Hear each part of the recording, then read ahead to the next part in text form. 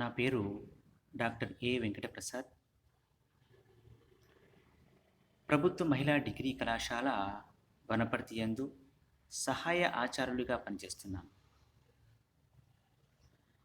ఇంతవరకు మనము ప్రాచీన సాహిత్యం గురించి తెలుసుకున్నాం, ఆధునిక సాహిత్యం గురించి తెలుసుకుందాం. ఆధునిక సాహిత్యము క్రీస్తు శతకము 1875 తర్వాత ప్రారంభమైందిగా తెలుస్తుంది. క్రీస్తు పూర్వం నుంచి 11వ శతాబ్దం వరకు ఉన్నటువంటి సాహిత్యం అంతా కూడా మన ప్రాజ్ఞాన యుగం అని చెప్పని, 11వ శతాబ్దము నన్నయ యుగం అని, 12వ శతాబ్దం శివకవి యుగం అని, 13వ శతాబ్దం తిక్కన యుగం అని, ఎర్రన్న యుగము, శ్రీనాథ యుగము, రాయల యుగము, ప్రబంధ యుగము, దక్షిణాంధ్ర యుగము, క్షీణ యుగం అని చెప్పుకున్నాం. ఆధునిక యుగం అంతా కూడా మనకు 1875 నుంచి మనకు ఆధునిక యుగము ప్రారంభమవుతూ వచ్చింది. ఇలా ప్రారంభమైనటువంటి ఆధునిక యుగ సాహిత్యంలో మనకు ఆధునిక కవిత్వాలన్నీ కూడా మనకు ఆ యుగంలో వచ్చాయి, మనకు ఆధునిక సాహిత్యంలో వచ్చాయి. దీనికి కారణం ఏమిటి అని పరిశీలించినట్టయితే, అంతవరకు ఉన్న సాహిత్యం అంతా కూడా మనకు ప్రాచీన సాహిత్యంగా ఉంది, ఆధునిక సాహిత్యము అని చెప్తున్నాం కదా 1875 నుంచి. దీనికి కారణం ఏమిటంటే 1875 తర్వాత మనకు రావడానికి కారణము, మన భారతదేశంలో ఆంగ్లేయుల యొక్క పరిపాలన చేత ఆంగ్లేయులు ఆంగ్ల భాషనంతా కూడా మన దేశంలో ప్రవేశపెట్టడం చేత ఆంగ్ల విద్యను మన తెలుగు వాళ్ళు సైతం కూడా దాన్ని ఆంగ్ల విద్యను చదువుకొని, ఆంగ్ల విద్య చదువుకోవటం వల్ల ఆంగ్లంలో ఉండేటువంటి కావ్యాలను, ఆంగ్ల భాషలో ఉండేటువంటి కావ్యాలను చదవడం వల్ల ఆంగ్ల కావ్యాలలో ఉన్నటువంటి నూతన సాహిత్య ప్రక్రియలన్నీ కూడా మన వాళ్ళు సైతం తెలుసుకున్నారు. తద్వారా మన సాహిత్యంలో కూడా మరి ఈ నూతన ప్రక్రియలను తీసుకురావస్తే బాగుంటుంది అని చెప్పని ఆలోచన చేశారు మన తెలుగు కవులు కూడా. అలా ప్రారంభమైన ఆలోచనలోని భాగంగానే మొట్టమొదట కందుకూరి గారు నూతన ప్రక్రియలను ప్రారంభం చేశాడు. కందుకూరి వీరేశలింగం గారు నూతన ప్రక్రియలను ప్రారంభం చేశాడు. నూతన ప్రక్రియలు ప్రారంభం చేస్తూ వాటిని నేనే రచించి తిని మొదట అని చెప్పుకున్నాడు. అలాగే అలాంటి నూతన సాహిత్య ప్రక్రియలో భాగంగానే క్రమక్రమంగా తెలుగు సాహిత్యంలో ఒక్కొక్క ఉద్యమాలన్నీ కూడా ప్రారంభమవుతూ వచ్చాయి. అలాంటి తెలుగులో నవ్య సాహిత్యానికి నాంది పలికినటువంటి వాడు గురజాడ అప్పారావు గారు.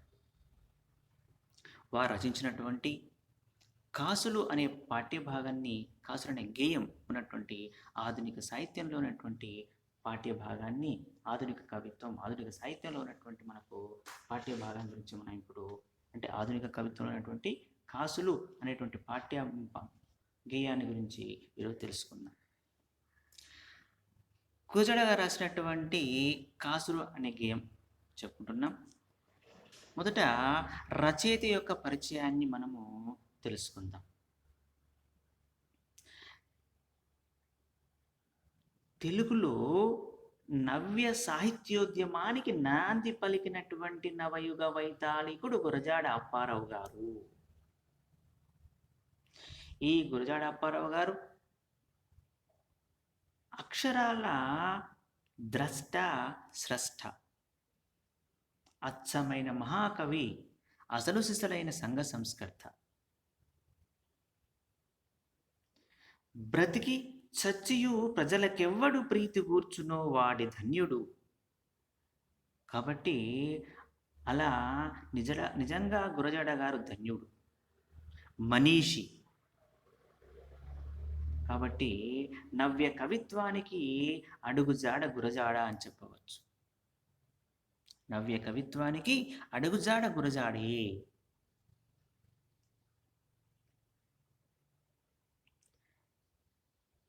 కొత్త పాతల మేలు కలయికతో తెలుగు వారి యొక్క మత్తును వదలగొట్టినటువంటి భావ విప్లవకారుడు గురజాడ అప్పారావు. అలాంటి గురజాడ అప్పారావు గారు, గురజాడ కౌసల్యమ్మ, వెంకటరామదాసు దంపతులకు విశాఖ జిల్లాలోని ఎలమంచిలి తాలూకా రాయవరంలో సెప్టెంబర్ 21వ తేదీ 1862 సంవత్సరంలో జన్మించారు గురజాడ అప్పారావు గారు. వీరు మొదట చీపురుపల్లి గ్రాంట్ స్కూలులో చదువుకున్నారు విద్యాభ్యాసాన్ని. ఆ తర్వాత విజయనగరంలో ఉన్నటువంటి మిడిల్ స్కూల్లో చదువుకున్నారు. ఆ తర్వాత వీరు 1882 సంవత్సరంలో మెట్రిక్ను పూర్తి చేసుకున్నారు. ఆ తర్వాత మెట్రిక్ అనంతరము ఎఫ్ఏను కూడా వీరు పాస్ అయ్యారు. చదువుకుని పాస్ అయిన తర్వాత వీరు 1884 నుంచి 1886 మధ్య కాలంలో వీరు బిఏ డిగ్రీని కూడా పొందడం జరిగింది. ఆ మధ్యకాలంలోనే వీరు బిఏ చదువుతున్న కాలంలోనే వీరికి వివాహం జరిగింది. ఆనాటి కాలంలో దాదాపు కాస్త చిన్న వయసులోనే వివాహం చేయడం అనేటువంటిది జరుగుతున్నప్పటికీ వీరికి దాదాపు 23 ఏళ్ళ వయసు వచ్చినప్పుడు వీరికి వివాహం జరిగింది అని చెప్పవచ్చు. ఇక వీరు గురజాడ అప్పారావు గారు గురించి ఆధునికాంధ్ర కవిత్వంలో సాంప్రదాయాలు ప్రయోగములు అనేటువంటి సిద్ధాంత గ్రంథము రాసినటువంటి నారాయణ రెడ్డి గారు వీరి గురించి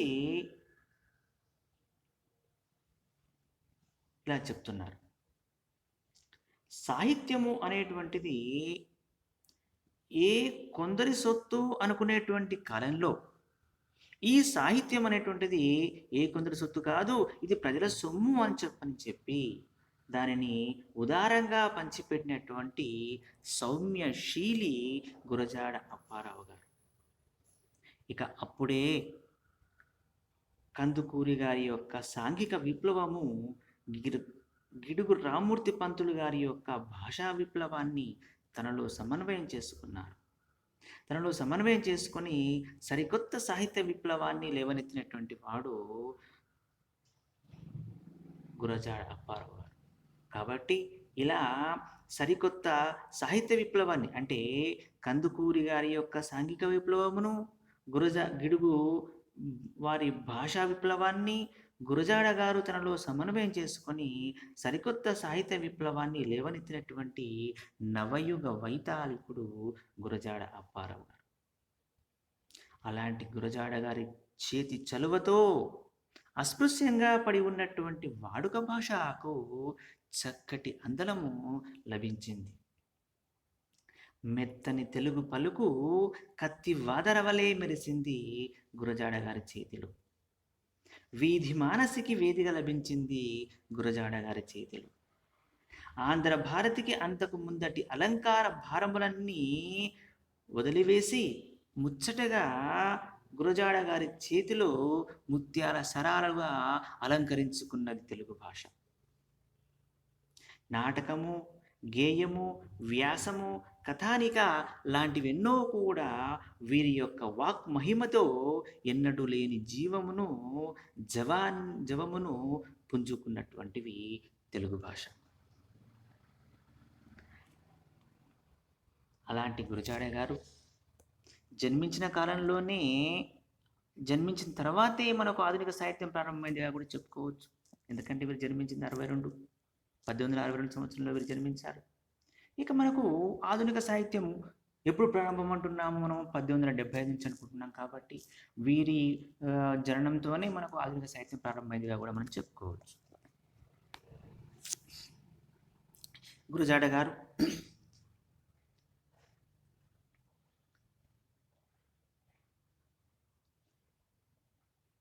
కాలేజీలో కొన్నాళ్ల పాటు ఉద్యోగం చేశారు. అధ్యాపకునిగా ఉద్యోగం చేశారు. ఆ తర్వాత కొంతకాలం పాటు డిప్యూటీ కలెక్టర్ ఆఫీసులో హెడ్ గుమాస్తాగా పనిచేశారు. ఆ తర్వాత వీరు కొన్నాళ్ల పాటు 4వ అసిస్టెంట్ లెక్చరర్గా కూడా ఉద్యోగం చేశారు. విజయనగరం సంస్థానంలో ఆనంద గజపతి యొక్క రాజుగారి యొక్క సంస్థానంలో కొంతకాలం పాటు సంస్థాన పరిశోధకునిగా పనిచేశారు. ఆ తర్వాత రీవారాణి ఆంతరిక కార్యదర్శిగా కూడా వీరు 1809 వచ్చారు. ఆ తర్వాత వీరు మద్రాసు యూనివర్సిటీలో ఫెలోగా నియమింపబడి కొంతకాలం పాటు అలా ఉద్యోగం మద్రాసు యూనివర్సిటీలో తన యొక్క జీవన ప్రస్థానాన్ని సాగించారు గురజాడ గారు. వీరు నవంబర్ 30, 1915 సంవత్సరంలో వీరు మరణించారు.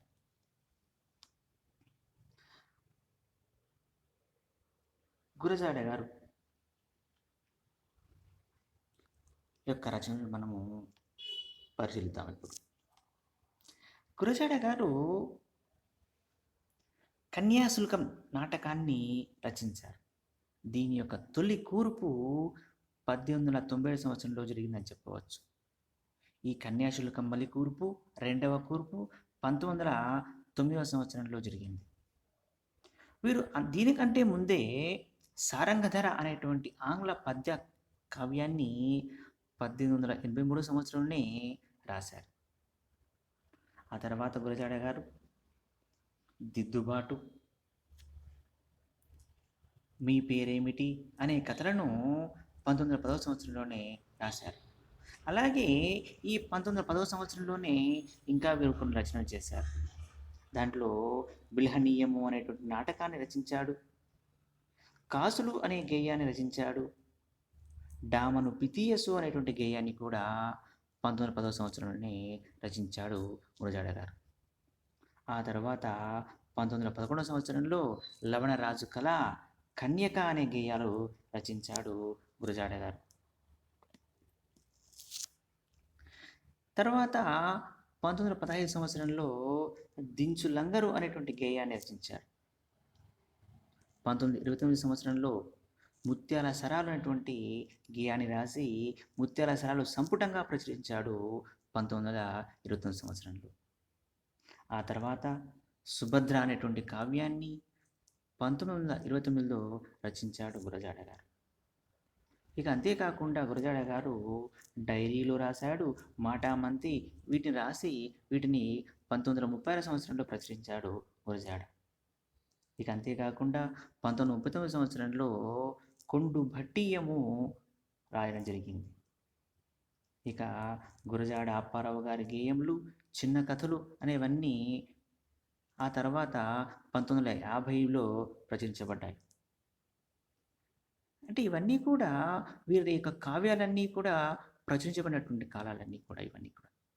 ఇక అంతేకాకుండా గురజాడ గారు పూర్ణమైనటువంటి కావ్యాన్ని కూడా రచించాడు. అంటే గురజాడ గారు 1915లో మరణించినప్పటికీ వీరి యొక్క గేయాలు, కావ్యాలు, డైరీలు ఇవన్నీ కూడా ఆ తర్వాతి కాలాలు ఇవన్నీ కూడా మనకు ప్రచురించబడ్డాయని చెప్పవచ్చు.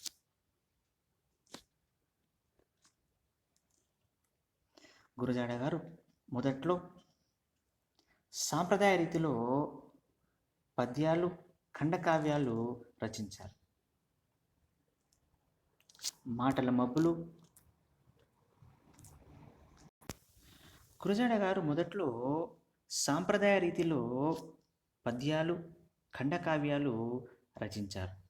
అంటే మొదట్లో సాంప్రదాయవాదం రాసినప్పటికీ వారు అలాంటి సాంప్రదాయ పద్ధతులు రాసినటువంటి ఖండకావ్యాలు, కావ్యాలు చూసినట్టయితే ఇందులో మనకు అనిపించేవి మాటల మబ్బులు, మెరుపులు, సుభద్ర, ఋతుశతకము, పుష్పలావికలు ఈ రచనలన్నీ మనకు కనిపిస్తాయి.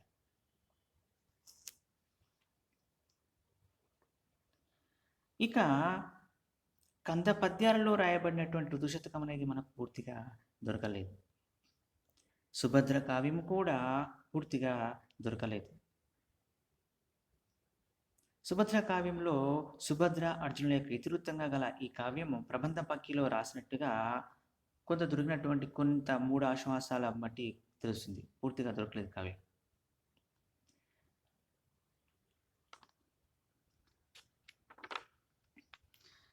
తర్వాత ఇలా మొదట్లో గురజాడ గారు సాంప్రదాయ రీతిలో పద్యాలు, ఖండకావ్యాలు రాసిన ఆ తర్వాత గురజాడ గారు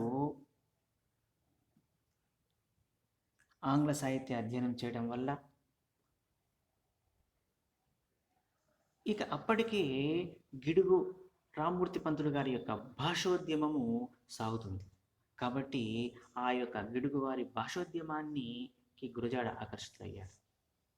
ఇక అంతవరకు తను రాస్తున్నటువంటి సాంప్రదాయవాద కవిత్వాన్ని వదిలివేసి గురజాడ గారు కొత్త పంథాను పట్టడం జరిగింది. అంటే పాత బాటలు నడవకుండా కొత్త బాటలు నడవాలని చెప్పి నిర్ణయించుకున్నారు. ఇక గురజాడ గారు సరికొత్త గాలిని పీల్చుకుని సరికొత్త చైతన్యాన్ని తనలో నింపుకున్నారు. ఆ విధంగా అలా మారిన తర్వాత వారు 1897 సంవత్సరంలో మొట్టమొదటిగా రాసింది కన్యాశుల్కం. ఆ తర్వాత 1910 సంవత్సరంలో ముత్యాల సరళాలు అనే రచనలను ప్రారంభం చేశారు.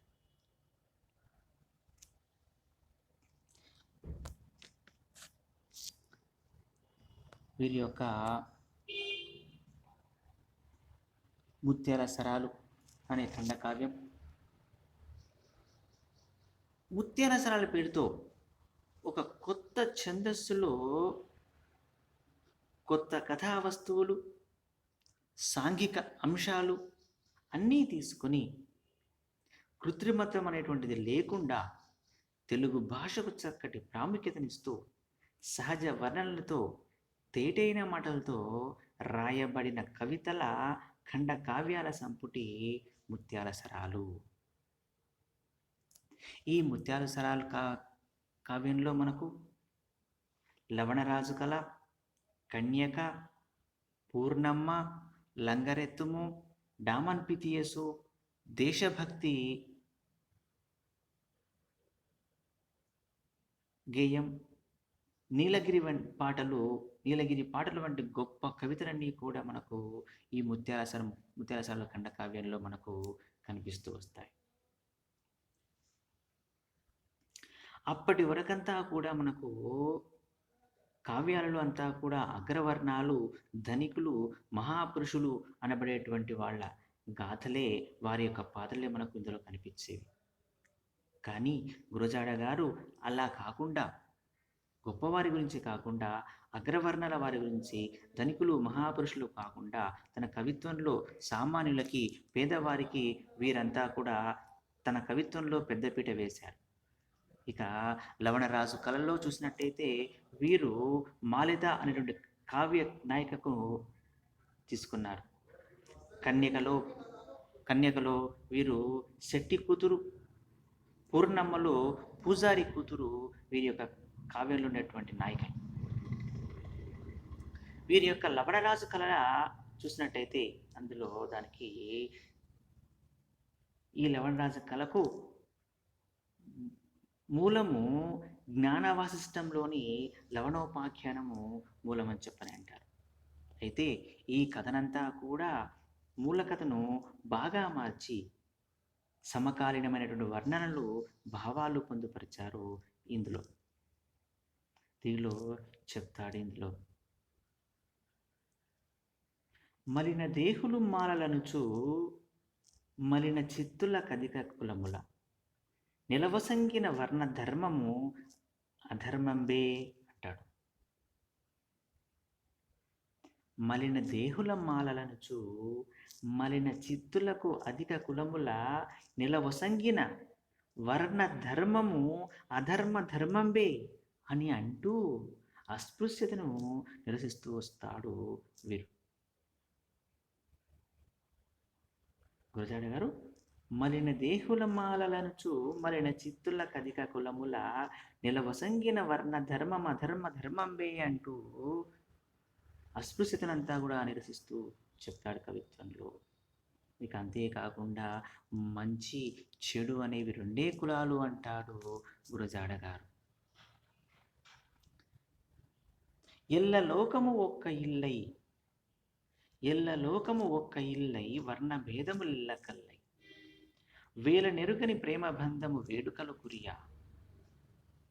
ఎల్ల లోకము ఒక్క ఇల్లై వర్ణ భేదములెల్ల కల్లై వేల ఎరగని ప్రేమ బంధము వేడుకలు కురియా అంటూ తన యొక్క సర్వ మానవ సమానత్వాన్ని విశ్వమానవ ప్రేమనంతా కూడా ఆకాంక్షించడం జరిగింది ఈ యొక్క కవిత్వంలో. ఇక అంతేకాకుండా మతములన్నీ మాసిపోవును, జ్ఞానం ఒక్కటి నిలిచి వెలుగును అంటూ భవిష్యత్ దర్శనం చేసినటువంటి వాడు కూడా గురజాడ వారే అని చెప్పవచ్చు. ఇక వీరు రాసినటువంటి కన్నికలో చూసినట్టయితే కులం కన్నా గుణం మిన్న అని చెప్పని, అధికారము కన్ను కాననివ్వదు అని చెప్పని చెప్తున్నాడు. అంటే కన్నికలో చూసినట్టయితే కులం కన్నా గుణం ఏం మిన్న గొప్పది అని చెప్తాడు. ఇక అధికారం వల్ల ఏమవుతుందంటే కన్ను మిన్ను కానకుండా ప్రవర్తిస్తుంటారని చెప్పని చెప్తూ ఆనాటి రాచరిక వ్యవస్థలోని లోపాలని, సమాజంలో స్త్రీ యొక్క దుస్థితిని అంతా కూడా గురజాడ గారు అద్భుతంగా వర్ణించాడు కన్నికలో. ఒక పట్టపు రాజు చిలికత్తెలతో పాటు దేవాలయానికి వెళ్తున్నటువంటి కన్యకను చూసి చలించిపోతాడు. ఆ రాజు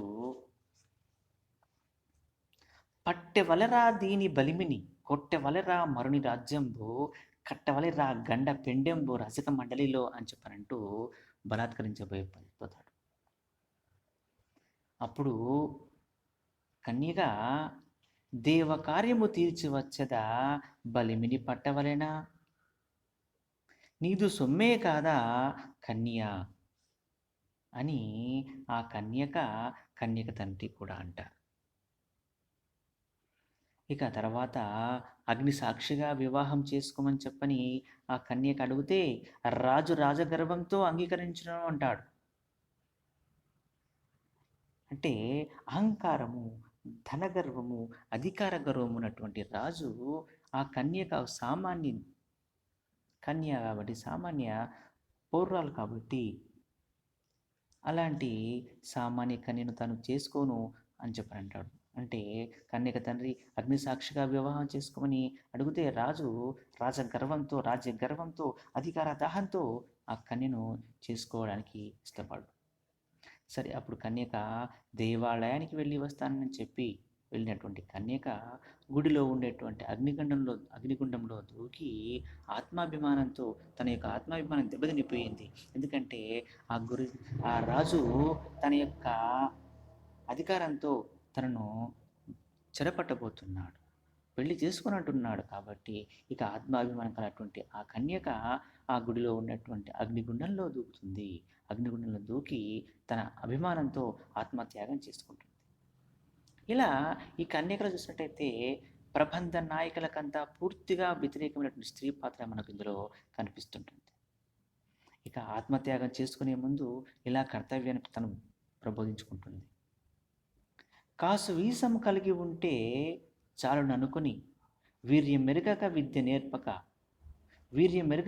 నేర్చక బుద్ధి మారినచో కలగవా ఇక్కట్లు అని తాను మేలుకుంటూ బుద్ధిబలాన్ని పెంచుకోమంటుంది కన్యక.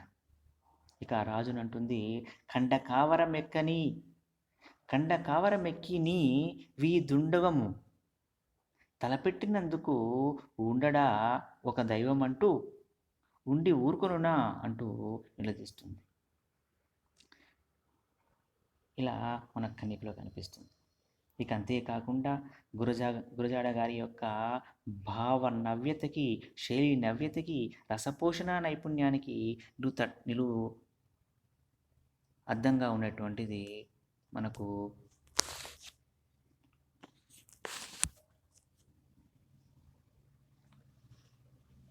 గురజాడ గారి యొక్క పూర్ణమ్మ కావ్యం.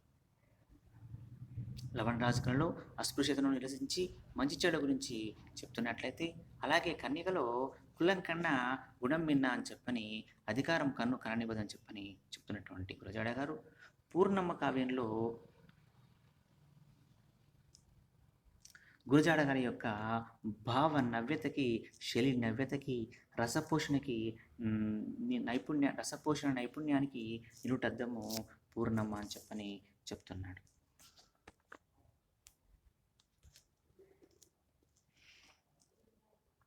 ఈ పూర్ణమ్మ ఖండకావ్యంలో పుత్తడి బొమ్మ లాంటి పూర్ణమ్మను తల్లిదండ్రులు ఆనాటి కాలంలో అంతా చూసినట్టయితే కన్యాశుల్కం ఉండేది. అంటే కన్యను పెళ్లి చేసుకోవడం కోసం వరుడే అదనంగా కట్నం ఇచ్చేటువంటి వాడు. అలాంటి కట్నానికి ఆశపడిపోయి పూర్ణమ్మ లాంటి ఆ, పూర్ణమ్మను అంటే పుత్తడి బొమ్మ లాంటి పూర్ణమ్మను ఆమె తల్లిదండ్రులంతా కూడా డబ్బుకు ఆశపడిపోయి ఒక ముసలివాడికి ఇచ్చి పెళ్లి చేయాలని చెప్పి అనుకుంటారు. అప్పుడు ఆ పూర్ణమ్మ ఆత్మత్యాగం ద్వారా పూర్ణమ్మ దుర్గలో లీనమైపోయింది. అంటే ఇది ఆనాటి సమాజం యొక్క దుస్థితినంతా కూడా మనకు కళ్ళకు కట్టేలా మనకు గురజాడ గారు పూర్ణమ్మలో చెప్తున్నారు. అంటే ఆనాటి సమాజంలో పురుషులకు భార్యలుగా అమ్మాయిలు చూడడం చాలా కష్టంగా ఉండేది. కాబట్టి అప్పుడు అంటే ధనం ఎక్కువగా ఎవరిస్తారో అంటే కన్యా శుల్కాన్ని చెల్లించి కన్యలను తీసుకునేటువంటి వారు ఆనాటి కాలంలో. కాబట్టి ఇలాంటి డబ్బుకు ఆశపడినటువంటి తల్లిదండ్రులు ఆనాటి కాలంలో ఎవరు డబ్బు ఎక్కువ ఇచ్చేస్తే వారికి తమ కూతురుని ఇచ్చేటువంటి వాళ్ళు. కాబట్టి ఆనాటి సమాజంలో మరి చిన్నవాడా పెద్దవాడా అని చెప్పని తేడాలే ఉండదు. ముసలివాళ్ళు సైతము చిన్న పిల్లలను కూడా పెళ్లి చేసుకున్నటువంటి కాలము ఆ కాలం. అందులో మనకు పూర్ణమ్మలో కనిపించేటువంటి విషయాలు చూద్దాం. ఇప్పుడు పూర్ణమ గేయంలో మేలిమి బంగారు మెలతల్లారా కలువల కన్నుల కన్నెల్లారా తల్లులు గన్నా పిల్లల్లారా అనే సంబోధనతో ప్రారంభమైనటువంటి ఈ గేయంలో ఆత్మత్యాగం చేసుకునే ముందు పూర్ణమ్మ ఇలా అంటుంది: నలుగురు కూర్చొని నవ్వే వేళలా నా పేరు ఒకతరి తలవండి, మీ బిడ్డల కన్న బిడ్డలను ఒకతకు ప్రేమను నా పేరివ్వండి అంటుంది. అంటే పూర్ణమ్మ ఆత్మత్యాగం చేసుకునే ముందు తన జీవితము ఒక ముసలివాడి చేతిలో నాశనం అయిపోతుంది కదా. ఆ ముసలివాడు చనిపోతే ఆ తర్వాత తన యొక్క జీవితం ఏంటి అని తన జీవితంపై విరక్తి కలిగి పూర్ణమ్మ ఆత్మత్యాగం చేసుకునే ముందు నలుగురు కూర్చొని నవ్వే వేళల నా పేరు ఒకతరి తలవండి, మీ కన్న బిడ్డలను ఒకతకు ప్రేమను నా పేరు ఇవ్వండి అని చెప్పని అంటుంది. అలా అన్నప్పుడు మన హృదయాలన్నీ కూడా ద్రవించిపోతాయి, గుండెల్లో గుబులు మొదలవుతుంది. ఇక దుర్గలో లీనం కావడానికి వాచ్యం చేయకుండా ఇలా అంటుంది పూర్ణమ్మ: కన్నుల కాంతులు కలవల చేరెను మేలిమి చేరెను మేని పసల్, హంసల చేరెను నడకల బెడుగులు దుర్గను చేరెను పూర్ణమ్మ. కన్నుల కాంతలు కలవల చేరెను మేలిమి చేరెను మేని పసల్, హంసల చేరెను నడకల బెడుగులు దుర్గను చేరెను పూర్ణమ్మ అంటూ ఈ కావ్యాన్ని చక్కగా అలంకరించి రాశాడు గురజాడ గారు. ఇలా వ్యంగ్య వైభవంతో చెప్పటం అనేది కూడా ఒక గొప్ప టెక్నికే అని చెప్పవచ్చు. ఇలాగే ప్రాచీన కవి సమయాలని కూడా వ్యంగ్య మధురంగా ప్రవేశపెట్టినటువంటి వాడు గురజాడ గారు. ఇంకొక వైపు ఆమె పంచీకరణాన్ని ధ్వనింపజేశాడు. ఆమె ఆత్మ మహాశక్తుల్లో లీనమైనటువంటి భావాన్ని గంభీరంగా వ్యక్తం చేశాడు గురజాడ గారు. ఇక ఇలాంటి స్వాభావిక వర్ణనని చేసి కొత్త తిన్నులతో నడిపించాడు గురజాడ గారు. ఆ తర్వాత వీరు రాసినటువంటి దించు లంగరు లంగరెత్తుము అనేటువంటివి గేయాలు. ఇవి 2వ ప్రపంచ యుద్ధ సమయంలో రచించినటువంటి గేయాలు. వీటిలో మనం చూసినట్టయితే మనకు యుద్ధం యొక్క వైముఖ్యాన్ని అంతా ఇందులో కనిపిస్తూ వస్తుంటుంది. ఇక తర్వాత గురజాడ గారి యొక్క జాతీయ దృక్పథానికి, విశ్వమానవ సౌభాతృత్వానికి, విశాల దృష్టికి, అభ్యుదయ భావాలకు స్వర్ణ పతాక లాంటివి దేశభక్తి అనేటువంటి గేయం. ఈ గేయాలు చూసినట్టయితే మనకు దేశమును ప్రేమించుమన్నా మంచి అన్నది పెంచుమన్నా ఒట్టి మాటలు కట్టిపెట్టోయి గట్టి మేలు తలపెట్టవై, దేశమును ప్రేమించుమన్నా మంచి అన్నది పెంచుమన్నా ఒట్టి మాటలు కట్టిపెట్టోయి గట్టి మేలు తలపెట్టవై అంటూ వ్యవహార భాషలో మనకంతా కూడా చక్కగా బుజ్జగిస్తూ శుతిమెత్తగా మందలిస్తూ ప్రబోధం చేస్తూ వస్తాడు గురజాడ గారు. ఇక అలాగే మనకు స్పర్ధ అనేది ఉంటుంది. ఈ స్పర్ధ అనేటువంటిదంతా కూడా విద్య అందే అవసరము అని చెప్పని అంటాడు. స్పర్ధ అనేది విద్య అందే ఉండాలి తప్ప వేరే చోట స్పర్ధ ఉండకూడదు అంటాడు. మాటలు కాదు, చెప్పేటువంటి మాటలు కాదు, చేతలో చూయించాలి అంటాడు. మాటలు కాదు, చేతిలో చూయించాలి అంటాడు. దానికి ఇలా అంటాడు, చట్టా పట్టాలు పట్టుకొని దేశస్థులంతా నడవవలెనోయ్. చట్టా పట్టాలు పట్టుకొని దేశస్థులంతా నడవవలనై.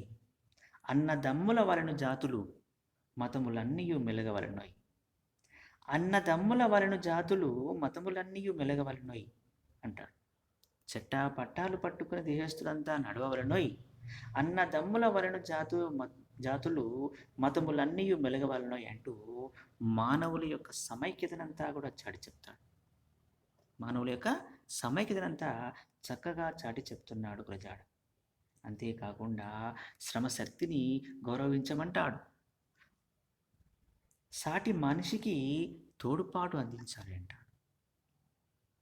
దీన్ని కవి కర్తవ్యాన్ని కూడా మనకు అపూర్వమైన రీతిలో మనకు గుర్తు చేస్తుంటాడు.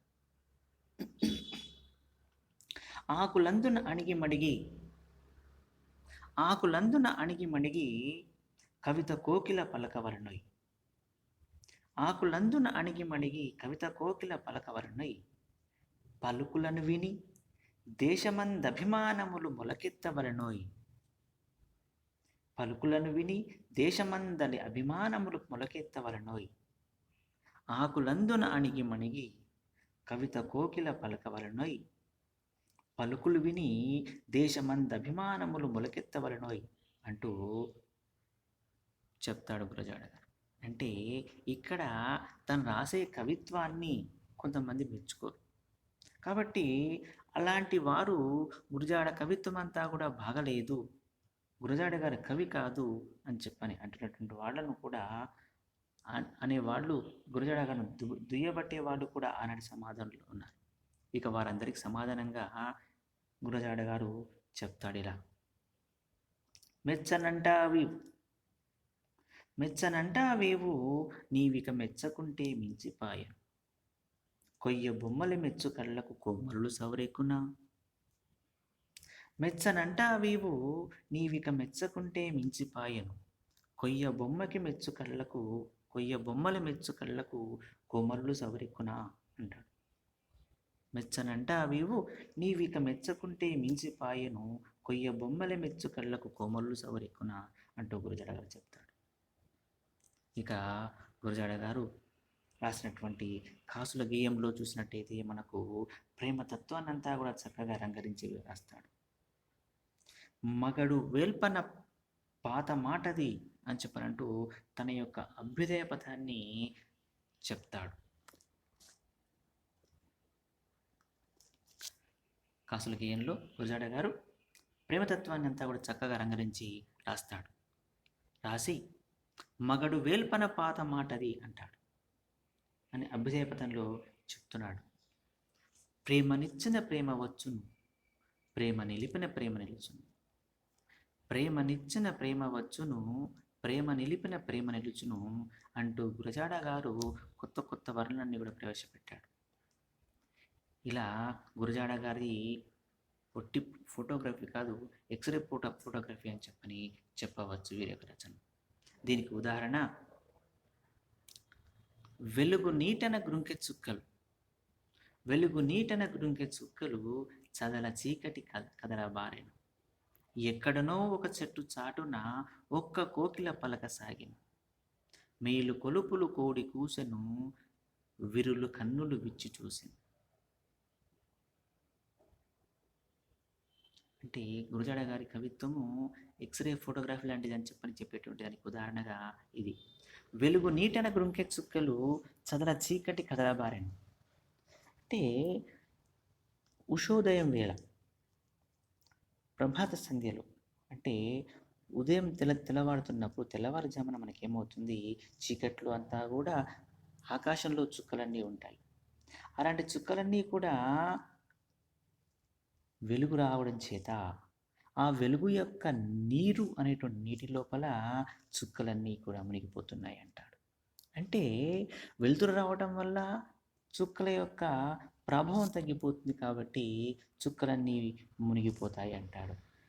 ఇక వెలుతురు రావడం చేత చదల చీకటి కదలబారను అంటాడు. వెలుతురు రావడం చేత చీకట్లన్నీ కూడా మెల్లిమెల్లిగా కదిలిపోతున్నాయి అంటాడు. ఇక చీకట్లు తొలగిపోయి వెలుగు రేఖలు వస్తుంటే ఇలా అంటాడు, ఎక్కడనో ఒక చెట్టు చాటున ఒక్క కోకిల పలక సాగెను అంటాడు. చీకట్లు పోయిన తర్వాత మనకు వెలుతురు వస్తుంటే అప్పుడు తెల్లవారుతుండగా కోకిలన్నీ కూడా కుహురవాలు చేస్తుంటాయి. కాబట్టి ఎక్కడనో ఒక చెట్టు చాటున ఒక్క కోకిల పలక సాగెను అంటాడు. ఎక్కడో ఒక చెట్టు చాటున కోకిల పలుకుతుంది అంటాడు. ఇక్కడ కోకిల అంటే ఇక్కడ కోకిలను చూసినట్టయితే ఇంకొక అర్థంలో కూడా చెప్పవచ్చు. వెలుగు నీటిలో చుక్కలన్నీ ఉంగిపోతుంటే చీకట్లన్నీ కదిలిపోతున్నాయి అంటున్నాడు. అంటే ఇక్కడ ప్రాచీన సాహిత్యం ఇంకొకటి గురించి చెప్పుకోవచ్చు. ఇక్కడ మనకేంటంటే ప్రాచీన సాహిత్యం అనేటువంటిదంతా కూడా మనకు ఈ యొక్క వెలుతురు అనేటువంటి ఆధునిక కాలంలో అంతా కూడా చెదిరిపోతుంది. అప్పుడు ఈ ఆధునిక సాహిత్యంలో ఉన్నటువంటి పాత కాలపు భావాలన్నీ కూడా వదిలివేయటానికి, పాతకాలం భావాలన్నీ తొలగించడానికి ఒక్క కోకిల పలక సాగెను అంటే ఓ కోకిల పలుకుతుంది అంటే ఆ కోకిల ఎవరో కాదు తానే అని చెప్పుకుంటున్నాడు కవి. ఇక మేలు కొలుపులు కోడి కూసెను విరులు కన్నులు విచ్చి చూసనంటాడు. మేలు కొడుపులన్నీ కూడా కోడి కూస్తుంది, విరుల కన్నులు విచ్చి చూసానంటాడు. అంటే తెల్లవాడుతుంటే ఏమవుతుంది అంటే కోళ్ళు కూస్తాయి. అంటే ఈనాటి కాలంలో మనకు కోళ్ళు ఏవి కనిపించవనుకోండి, మనమంతా కూడా ఆధునిక యుగంలో ఉన్నాము. ఆధునిక కాలంలో మనకంతా కూడా మనమంతా పట్టణవాసంలో జీవిస్తున్నాము. కాబట్టి పట్టణవాసంలో మనకు కోళ్ళు అనేవి కనిపించవు. ఇక మేలుకొలుపులు మనకు ఏవి వినిపించవు. కానీ పల్లెటూరులో చూసినట్లయితే పల్లెటూళ్ళలో పశుపక్షాలంతా కూడా మనుషులతో పాటు గ్రామీణ వాసులతో పాటు సహజీవనం చేస్తుంటాయి. కాబట్టి ఇప్పటికీ కూడా కొన్ని పల్లెటూరులో అక్కడక్కడ కోళ్ళు కనిపిస్తూ వస్తుంటాయి. ప్రభాత వేళలో కోళ్ళు మేలుకొలుపులు కూస్తుంటాయి. కుక్కురుకో అంటూ మేలుకొలుపులు కూస్తుంటాయి. మేలుకొలుపులు కోడి కూసెను విరులు కన్నులు విచ్చి చూశాను. ఇక తెల్లవాడుతుండగానే విరులు పూలు అన్నీ కూడా నెమ్మదిగా విచ్చుకుంటూ వస్తుంటాయి. ఇలా గురజాడ గారు కొత్త వాళ్ళన్నీ కూడా రకరించి చెప్పాడు. ఇక గురజాడ గారు పిల్లల కోసం కూడా కొన్ని బాలగేయాలు రాసి వాటికి మినుగురులు అని చెప్పని పేరు పెట్టాడు. గురజాడ గారు బాలగేయాలు రాసి వాటికి మినుగురులు అని చెప్పని పేరు పెట్టాడు. ఒక ఉదాహరణకు ఒకటి చెప్పుకుందాం. ఏనుగు ఎక్కి మనము ఏ ఊరు వెళదాము, ఏనుగు ఎక్కి మనము ఏ ఊరు వెళదాము, ఏనుగు ఎక్కి మనము ఏలూరు వెళదాము అనే గేయము చాలా ప్రసిద్ధి పొందినటువంటి గేయం అని చెప్పవచ్చు.